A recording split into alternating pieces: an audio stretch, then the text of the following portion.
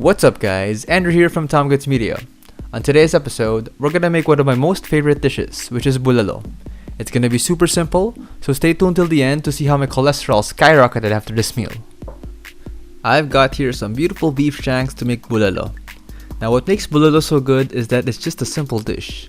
You're just boiling the beef until it's nice and tender, and that's it. But what makes it special is that all that bone marrow you get in the middle, which is basically a stroke waiting to happen. But you know what? It's super worth it.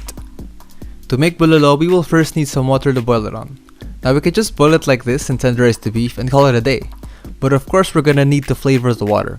In 5 cups of water, I'm adding 1/3 cup of fish sauce, a tablespoon of salt, and my favorite ingredients, which are onions, garlic, black pepper, and bay leaves. Just stir this up until the salt dissolves.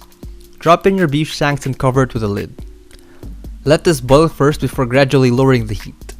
Let this simmer for at least 3.5 hours or until the beef is nice and tender. It's been about 3 hours and our beef is almost cooked. We can now cook our corn.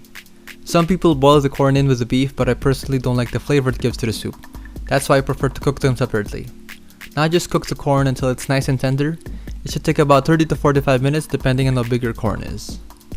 I've cut some potatoes here and I'll be adding it to the soup about 20 minutes before it's almost done cooking.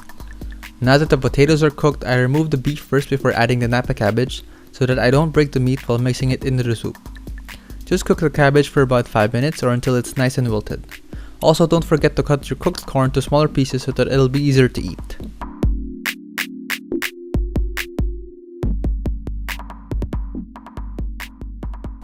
Now it's time for the taste test. If you think I was gonna eat all of this, you're not crazy to think that. I definitely would, but I have to share this, so I got myself a portion. The perfect condiment for this dish is inspired by my girlfriend's parents because they eat nilaga with fish sauce and calamansi, and I did the same. You should too honestly when eating anything. Grab a piece of that beef, get a tiny spoon, and scoop out some of that bone marrow. Now just put everything in one bite and don't forget the sauce. And just die. Now this is an accurate representation of what I was seeing when I took a bite. So please try this at your own risk. Oh, and I'm back to life. Thanks for watching this video. If you like this video, please don't forget to hit that like and subscribe button. This is Andrew from Tom Goods Media, signing off. To the hospital right now. Help me please.